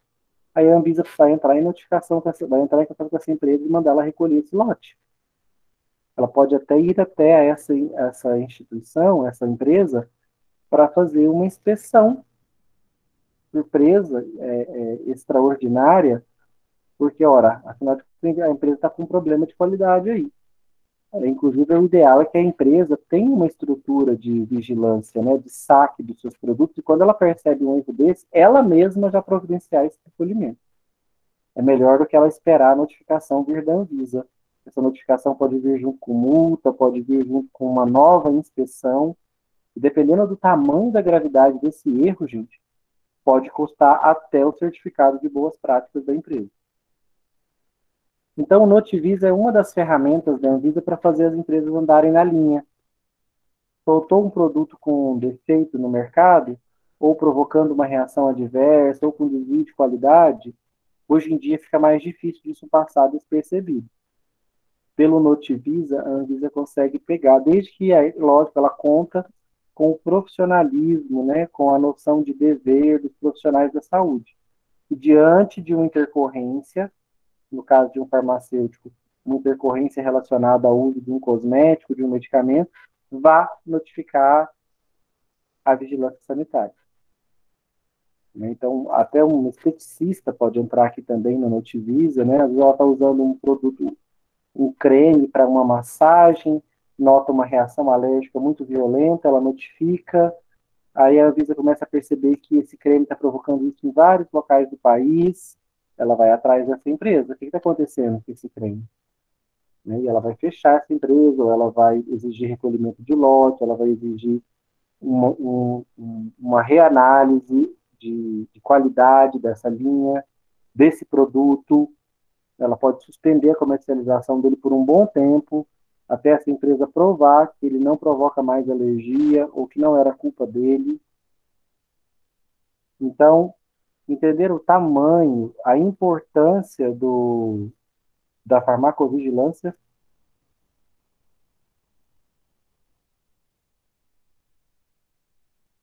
Kalene, você entendeu isso aqui? Acho que eu respondi isso aqui que você perguntou. Eu não vi a pergunta na hora. Falar um pouquinho de vocês, com vocês, sobre agora o farmacêutico professor.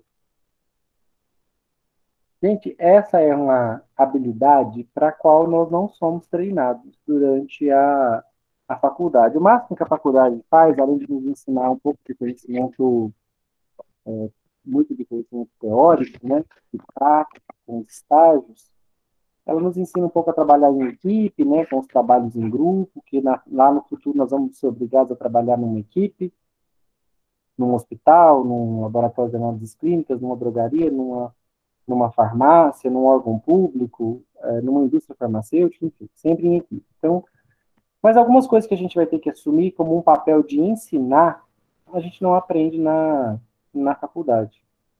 E quando você chega no mercado de trabalho, você vai, de repente, chega para você lá um catarrentinho, um estagiário, está na faculdade, está todo empolgado, ali no seu primeiro dia de estágio, ele quer aprender, ele tem 1000 perguntas, ele é igual aquela criancinha dos porquês, que tem 1 milhão de porquês. O estagiário é assim, cheio de porquês, ele quer saber tudo ali para ele é novidade, ele tem um pouquinho de noção teórica, e aí você tem que ser o preceptor dele. Você tem que ensinar ele as coisas mais relevantes do seu trabalho. O que é a ideia de um estágio? É preparar esse estudante para que, ao final do estágio, ele esteja pronto para ser contratado. É por isso que a empresa aceita estagiário, porque para ela é benéfico, senão ela teria que contratar um profissional cru e ficar pagando para ele salário de farmacêutico formado e ficar meses treinando ele. Então a ideia da indústria é: eu pego, pago bem baratinho, eu não pago nada durante o estágio, ensino ele a fazer o que ele tem que fazer, depois eu contrato ele já prontinho. Quando eu começar a pagar o salário de farmacêutico para ele, ele já sabe o serviço. Então, para a indústria também tem vantagens. Para ele, tem a vantagem de aprender na prática, o estágio aumenta as chances de um emprego ao final do estágio. Então, isso aqui tudo são vantagens, né? Que esse estagiário vai ter, que ele também oferece para a empresa. E você, farmacêutico, vai ser responsável por educar esse estagiário, por ensinar ele a fazer o trabalho. E é nessa hora que a gente percebe que esse profissional também tem que fazer isso com os colegas de trabalho. Por exemplo, um novo contratado no seu setor. Lá vai você ensinar como funciona o trabalho, como é que são os procedimentos. Às vezes pode até ter experiência de uma outra empresa, mas a realidade da sua empresa é diferente. Aí você tem que ensinar um monte de coisa para esse colega. É nessa hora que a gente vê como esse lado professor não é trabalhado em muita gente. Vocês vão ver colegas muito abertos a receber o estagiário, a passar para o estagiário o máximo que sabe o que não sabe, muito abertos para esse treinamento do colega que chega, e vocês vão ver profissionais muito limitados nisso daqui, nesse lado professor. É aquele que chega, ele tem uma conversa com o estagiário, manda o estagiário pregar uma etiqueta numa determinada coisa, e se deixar, o estagiário vai sair daqui a 1 mês, 2, 3, tendo pregado etiqueta todos os dias até o final do estágio. Não fez mais nada além disso. Nem fez estágio, né? Fez ali o trabalho de uma máquina, foi ali etiquetando um negócio. Então, esse preceptor de estágio é muito ruim, Ele não sabe fazer isso, ele não sabe ensinar. Aqui também, quando chega um colega de trabalho, coitado, né, de quem tem que aprender com ele, que ele é péssimo. Então a gente tem esse profissional, que é um trave na equipe, né? Ele guarda para ele o que ele sabe, não é aberto a passar o que ele sabe, e também não é aberto a aprender com ninguém. Ele acha que o que ele sabe já é suficiente, ele fica ali estagnado, ele não faz trocas, né? Esse é um profissional ótimo candidato para ser demitido. É um câncer na equipe, né? Uma pessoa difícil de lidar, que não interage, que não troca conhecimento, não evolui, dificulta o treinamento, o aprendizado dos outros. Esse é excelente candidato para ser demitido na primeira oportunidade. No caso de um farmacêutico clínico dentro de um hospital, a equipe na qual ele vai estar inserido tem outros farmacêuticos e tem outros profissionais da saúde, é uma equipe multidisciplinar.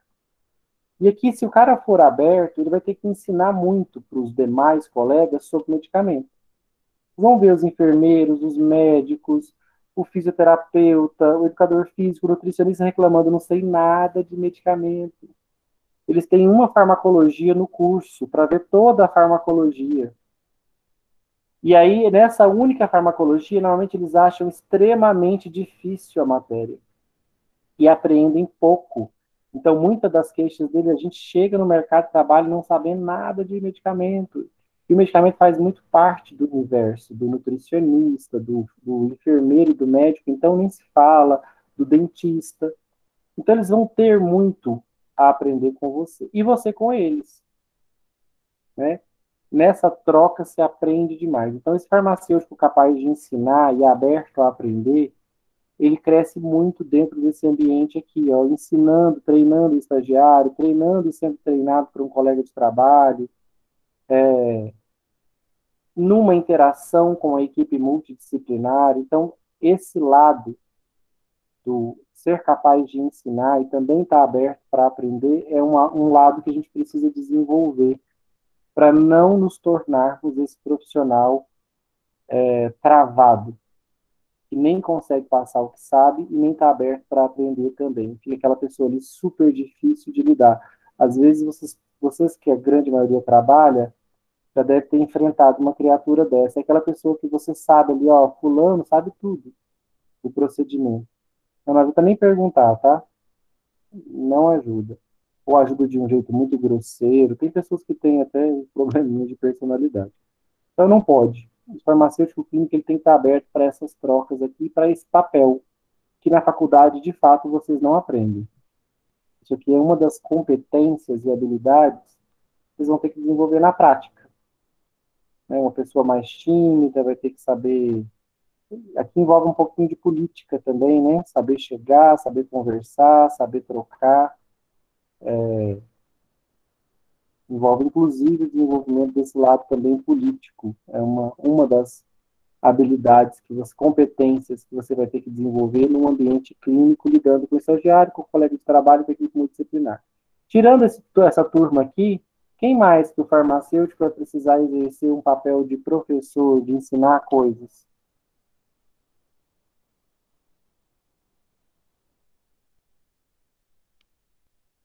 Dentro de um ambiente hospitalar? Os pacientes. Oi? Os pacientes. Com os pacientes, claro, né? Ele vai ter que fazer cuidado farmacêutico, ele vai ter que explicar para o paciente sobre a farmacoterapia, sobre como tomar a medicação, como de minimizar os riscos de uso irracional daquela medicação. Esse farmacêutico, quando ele está tratando com o paciente, ele está ensinando o paciente como lidar com a farmacoterapia. E aí ele tem que ter muita habilidade, porque o jeito de conversar com uma pessoa de nível superior é muito diferente do jeito de conversar com uma pessoa semi-analfabeta ou completamente analfabeta. São linguagens completamente diferentes para fazer dois pacientes entenderem a mesma coisa. Então, se o semi-analfabeto e o que tem nível superior na área da saúde e o que tem nível superior na área do direito, por exemplo, eles vão precisar de linguagens diferentes. Da área da saúde, você pode pesar um pouquinho mais a mão na linguagem do direito. Apesar do nível superior, você vai ter que baixar um pouquinho o nível técnico dessa instrução, porque senão não vai entender também. E com o analfabeto, aí você tem que literalmente desenhar. Você não sabe ler? Tem que desenhar um solzinho na caixinha para ele saber que é de dia, uma lua para ele saber que é de noite. Então você escrever ali, tomar pela manhã em jejum. O analfabeto não sabe o que é jejum, não. É um solzinho e explicar que ele tem que tomar antes de comer. Não pode comer antes. Então a linguagem muda muito. Não é que você está menosprezando ele, não, mas você não pode usar uma linguagem técnica com uma pessoa que não é alfabetizada. Então, até dominar diferentes linguagens e ter esse bom senso faz parte do papel de um farmacêutico clínico que sabe se comunicar, sabe passar o conhecimento que ele tem. Lembra, gente, que comunicação só funciona se a mensagem que eu quero passar seja, de fato, transmitida e recebida. Né? Se ela não foi recebida, não foi assimilada lá pelo meu alvo, pelo meu paciente, não adiantou nada. Tem gente que acha, não, eu expliquei. Se ele não entendeu o problema dele, não, o problema é seu. É o problema do farmacêutico ter a certeza de que ele foi assertivo nas orientações que ele deu, especialmente para o paciente. Então, esse é um lado de vocês que ainda vai precisar ser desenvolvido. O farmacêutico clínico, ele participa de algumas comissões, tá? E hoje eu só vou falar para vocês quais são elas, e vou encerrar por aqui. Na próxima aula a gente vai falar de cada uma, você vai falar dessa daqui, ó, a mais importante das comissões, a comissão de farmácia terapêutica. Essa comissão é a comissão mais importante do hospital e é onde o farmacêutico tem papel mais relevante. O que essa comissão faz em um hospital? Comissão de farmácia terapêutica. Ela define a lista de medicamentos essenciais do hospital, entre outras funções, mas a principal ela vai dizer do grupo dos antibióticos com os quais nós vamos trabalhar nesse hospital. Inflamação, nós vamos tratar com quais medicamentos? Eu falei para vocês lá atrás, né? Não confunda farmácia hospitalar com drogaria. Drogaria, eu chego lá e peço pro cara, eu quero um anti-inflamatório. Ele fala qual? Eu pergunto qual você tem. Ele fala nimesulida, celecoxib, heterocoxib, diclofenac, aceclofenac, meloxicam, peroxicam, tenoxicam, ibuprofeno, naproxeno, AS. Eu falo, nossa, para isso. Você tem todos? Tem todos. Qual que você quer? O hospital não. Ele não vai trabalhar com todos os anti-inflamatórios não esteroidais que existem. Ele vai elencar os anti-inflamatórios que essa comissão definir que são essenciais para o funcionamento do hospital, que ela vai usar como principais anti-inflamatórios. E é esses que vão existir dentro do hospital. Não vão existir dentro do hospital todos os antibióticos, todos os anestésicos locais que já foram inventados. Vão fazer parte do estoque de medicamentos, vão ser de fato comprados pelo hospital o que essa comissão definir que é o anestésico local de escolha para aquela instituição. Comissão de terapia nutricional, de avaliação de tecnologias, de infecções hospitalares, terapia antineoplásica, gerenciamento de resíduos, o farmacêutico está presente em todas elas, todas as 6. Só que aqui com um papel menos preponderante. Aqui é a comissão que define a lista de medicamentos que o hospital vai trabalhar. Aqui na de controle de infecções hospitalares, o farmacêutico vai ser muito importante na hora de dizer como usar racionalmente os antibióticos para minimizar o risco de surgimento de superbactérias, como tratar infecções com o máximo de eficácia para evitar que essas infecções se espalhem dentro do hospital ou para diminuir o número de óbitos. Na comissão de terapia antineoplásica, o farmacêutico vai participar falando sobre, contribuindo com questões referentes a como são manipulados os antineoplásicos lá na farmácia interna de manipulação de oncológicos. Ele também vai participar aqui ajudando a definir os esquemas terapêuticos para tratar os mais diferentes tipos de câncer. Lembrando que cada câncer, apesar de receber o mesmo nome genérico, é uma doença diferente, normalmente exigindo uma associação farmacológica distinta. Então, essa comissão vai definir os protocolos de tratamento para cada patologia adotados ali naquele hospital. A comissão de avaliação de tecnologias em saúde, nós vimos isso daqui acontecer, né? O parecer técnico-científico é uma comissão onde também tem farmacêutico, que o farmacêutico faz aqui? Ele está ajudando a avaliar se uma nova tecnologia em saúde pode ser usada em substituição à antiga. É o que nós vimos aí, né, como Montelukast e anti-inflamatório esteroidal. Essa comissão aqui elabora PTCs, né, pareceres técnicos científicos. Na comissão de terapia nutricional, o farmacêutico também está presente, ajudando na questão das diluições dos suplementos nutricionais que precisam ser diluídos lá na manipulação de nutracêuticos, de suplementos nutricionais. E aqui ele também está ajudando numa interação com o nutricionista para identificar as interações medicamento-alimento mais comuns no hospital. E nessa comissão de gerenciamento de resíduos hospitalares, todo mundo vai participar, né? Enfermeiro, médico, aqui eu vou cuidar. O que eu faço com os produtos hospitalares contaminados com sangue? O que eu faço com as próteses de silicone que retiro dos pacientes? O que eu faço com os catéteres, com as sondas, depois que não são mais retiradas do paciente? E o medicamento estragado, vencido, qual o destino? Então, aqui, cada profissional vai dar a sua contribuição, e o farmacêutico está aqui muito para falar sobre o descarte, o gerenciamento do descarte de medicamento, de pérfuro cortantes, né, de seringas, de agulhas, e cada profissional da saúde vai dar a sua contribuição. Essas comissões, gente, elas existem e são todas elas multidisciplinares, tem vários profissionais da saúde, o farmacêutico está em todas elas. E o objetivo delas é criar protocolos para como o hospital vai trabalhar, como é que o hospital vai gerenciar resíduos, como é que o hospital vai controlar a infecção hospitalar, qual o tipo de terapias nutricionais que vão ser implementadas, oral, interal, parenteral, qual a terapia etineoplásica padrão para cada tipo de câncer. É isso que essas comissões estão fazendo, definindo em grupo, sempre em grupo, é uma comissão, é um grupo de profissionais da saúde, definindo os protocolos, os manuais, que deverão ser seguidos dentro do hospital. Essas comissões são permanentes, tá? Elas se reúnem de tempos em tempos, quando é necessário, por exemplo, atualizar. Vamos supor que houve um quadro de infecção hospitalar que se alastrou por várias enfermarias. A Comissão de Controle de Infecções Hospitalares pode se reunir para investigar essa infecção, como é que ela se espalhou no hospital, como evitar que isso aconteça novamente, e daqui vai sair um procedimento, um protocolo. Os membros dessas comissões, então, eles se reúnem para debater esses temas da rotina e gerar protocolo, manual, guia, que vai orientar como esse hospital funciona na prática. Alguma dúvida, gente, sobre as comissões que o farmacêutico pode participar? Na nossa próxima aula, a gente vai entrar mais a fundo na comissão de farmácia terapêutica, que é a mais importante.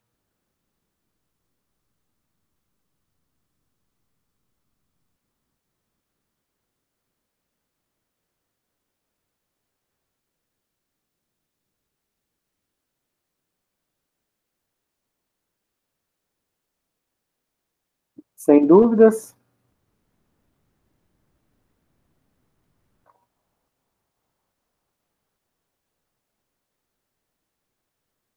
Eu tenho uma dúvida. Sim. Se eu fosse falar aquele tema lá que eu falei pro meu TCC, você ia ser meu orientador?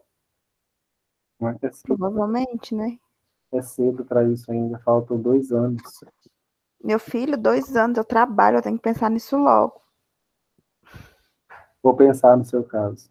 Não, mas eu tô perguntando assim, se é um tema que você... Não, meu medo, Bruce, meu medo. Você lá na minha banca de TCC. Pois Até é, tremo. você tá me querendo de orientador? Olha só que coisa Pois é, paradoxal. não é. É uma coisa leva a outra, meu Deus. Eu tremo, de verdade. Gente, alguma dúvida?